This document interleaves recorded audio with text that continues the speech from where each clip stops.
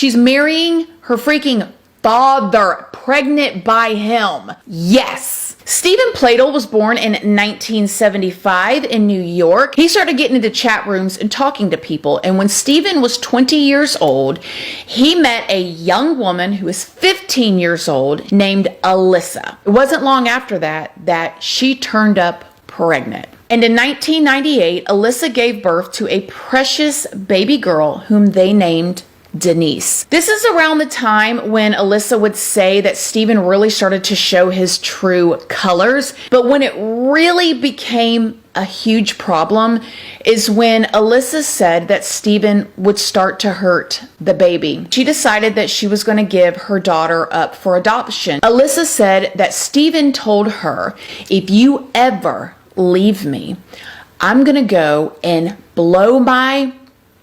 and I'm going to videotape it, and I'm going to find you wherever you are at, and I'm going to send you the video so you can watch it over and over again.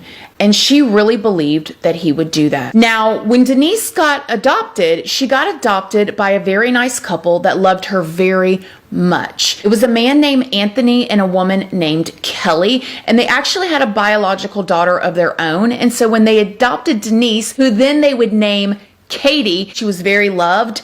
And that was about it. During this time, though, Katie's biological parents, Alyssa and Stephen, would go on to have 2 more daughters of their own. Alyssa would actually later say that Stephen still did things that she didn't approve of as a father. So this is the life they're living now, okay? The couple, they're still together after all these years. Now they have 2 more precious babies brought into this life. And then you've got Katie living with her adopted parents and her big sister. In January of 2016, when she turned 18, she told her adoptive parents that she wanted to reach out to her biological parents and just meet them, get to know them before she went off to college, and just, ask some questions like most adopted children do. She had all of these questions, and her adoptive parents were very supportive and said, sure, you should do that. Now, as Katie began to spend time with her biological parents, things started to get a little weird around the house. Alyssa said that Stephen started to act different. He started to become even more standoffish to her, and she just kind of rolled her eyes to it and kept on going. But not long after this, Katie decided that she did not want to go to college anymore for digital advertising. She actually wanted to live with them and wanted to move in with them. And so Katie went back home, got her stuff, and moved in with her biological parents. Now, a few weeks after she moved in, her biological father, Stephen, started sleeping in her bedroom on the floor. Now, Alyssa thought that this was weird.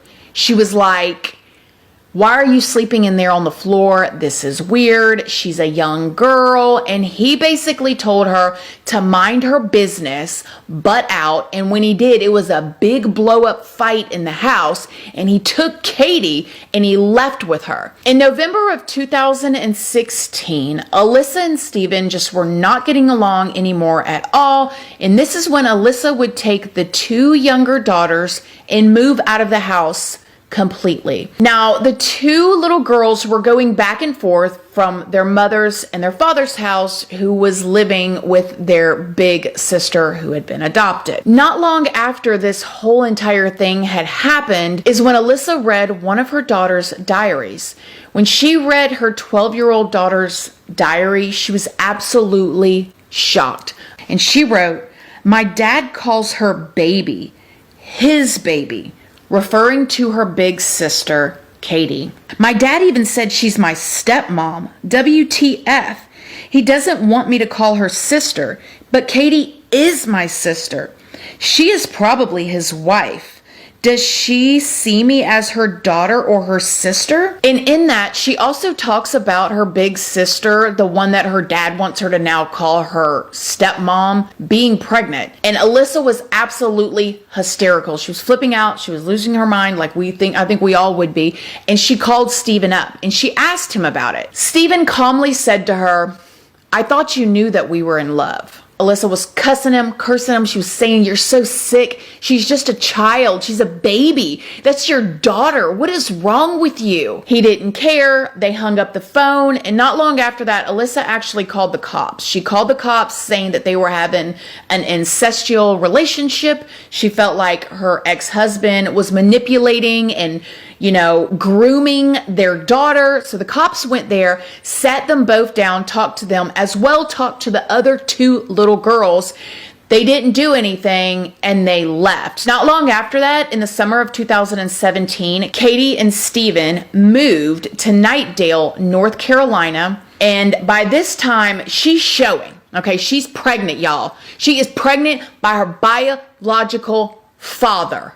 Yes. And in July of 2017, they get married. Stephen marries his biological daughter. And what makes me so aggravated about this is if you see this picture right here, this is their parents. This is Stephen's mother standing here and Katie's adoptive parents standing here just smiling like they're marrying off their daughter, like she's marrying her high school sweetheart. She's marrying her freaking father, pregnant by him. Oh my gosh. Katie's adopted parents would later say that although they didn't agree with it, they felt like they had no other choice other than to support her. I'll be danged. But they got married. They lied on their application saying that they were not related. And since they had different last names because Katie had been adopted, they got away with it. On September 1st of 2017, Katie gave birth to a little boy named Bennett. Now, Stephen thought he was really doing something. Now he's done got his young daughter wife. He's finally had a little boy by his daughter. He's married to her. He says he's in love like he has never been in love before. But things took a bit of a turn for them because in November of that year, they were both arrested for incest and adultery. But somebody bonded them both out and they got out. However, part of their bond was for them to have a no contact order with each other. So Katie actually packed up and moved back in with her adopted parents. Stephen went back to live in his house that him and Katie used to live in. And Stephen's mom got full custody of little baby Bennett. Now in April of this year of 2018 is when Katie decided she don't want to be with him no more. She wants a full-on divorce. She don't want to be with her daddy husband. Just 1 week later after that phone call where she cut it off for good, Stephen went to his mother's house to pick up their baby boy, little Bennett. He drives his little precious baby back home to his house. He puts something over that baby's face and he suffocates that baby. He packs up all of his stuff, his weapons, anything that he wants and needs. After that, he drives all night long from North Carolina to New York and he does not stop. The next day, he's sitting out in front of Katie's house, stalking her, waiting for her to come outside and watching her. And the next morning, he watches as Katie and her adopted father, Anthony, get into their vehicle and they drive off. Stephen follows them, driving like some little minivan. He speeds up to them further down the road. He catches them at a stop sign. He pulls up next to them and he opens fire. Not long after that, they would find Stephen parked in some sort of hotel or somewhere parking lot, and he had opened fire on himself too and took his own life. I hope that the two little girls that were his biological daughters, I hope they're living a good and fulfilled life. I did read an article that said, Alyssa said they do not miss him, their dad. They don't want him.